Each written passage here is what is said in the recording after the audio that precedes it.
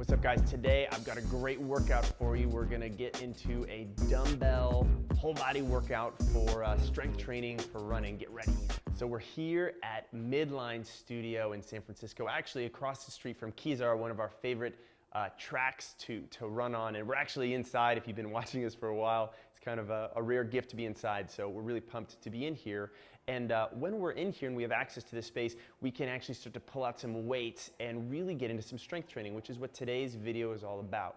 Now, when we talk about strength, we're not just talking about how big your biceps are or how much you can move on a leg press machine. We're actually talking about your ability to move your body with coordination, with a certain degree of grace, and with mechanics that are going to support everything else you want to do in your life, especially running.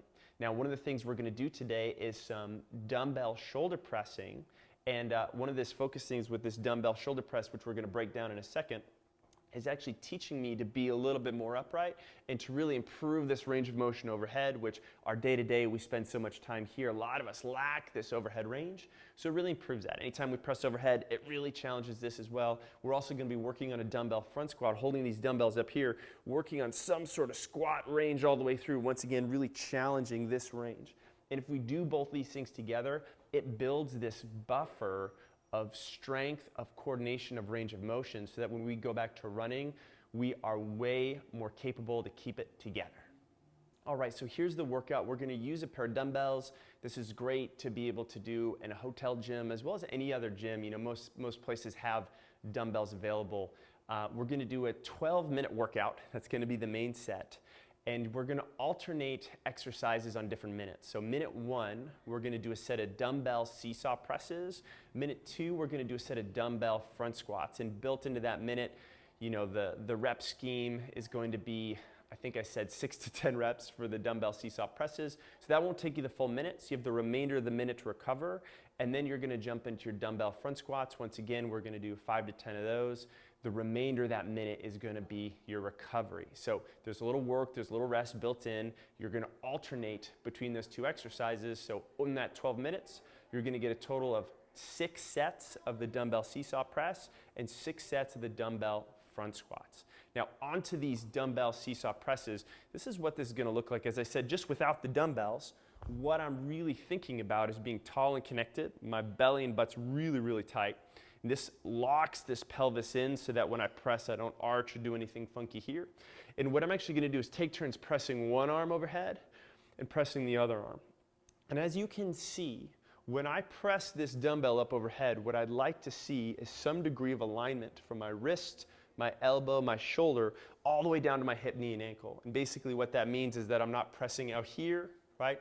And I'm certainly not trying to arch and press to get there as well. So everything's tight and aligned. I'm just trying to press up on one side.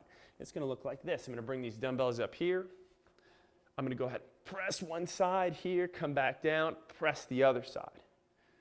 Here, here. And you can even see if I face this way, a little lateral movement side to side is okay as I press. But what I want to try to avoid as I press overhead is this arching movement like that. We want to try to keep that all together. That's going to be the main focus for our dumbbell seesaw presses.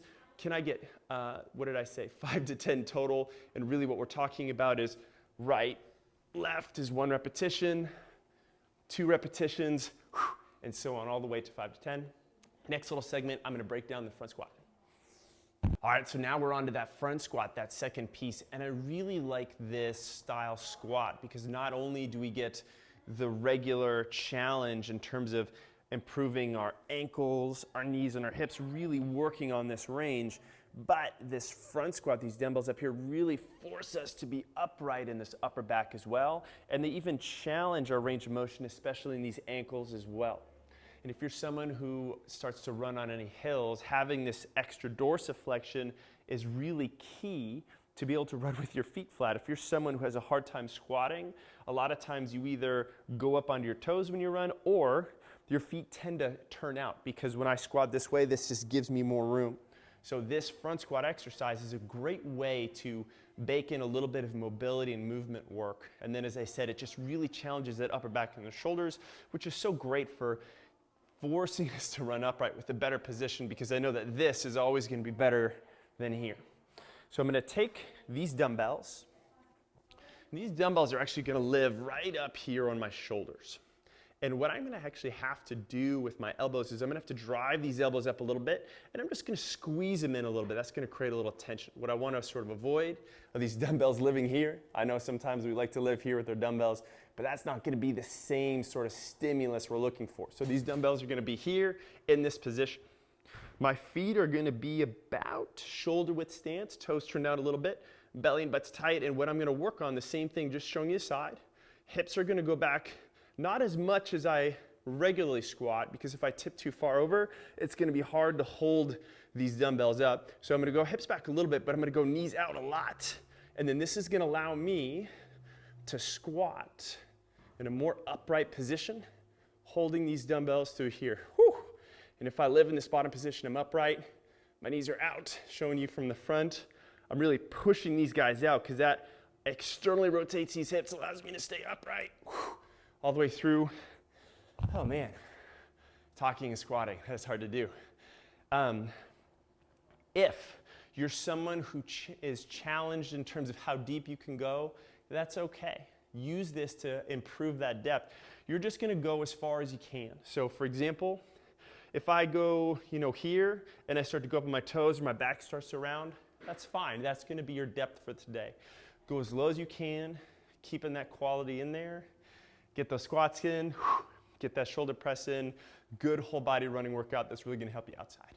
Guys, one more thing. I hope you liked this video. If you did, go ahead and let me know. Hit that like button down below. If you have any comments or questions on those presses, those front squats we did, hit us up in the comments. Of course, if you have any future video requests, hit us up there too.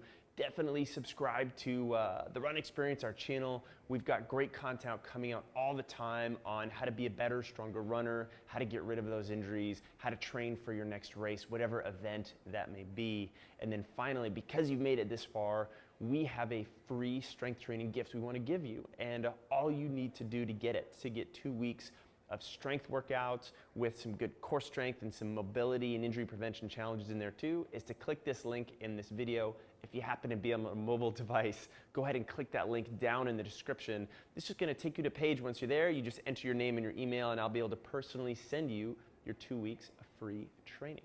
Well guys, that's it. Thanks again for watching. I'll catch you in the next video.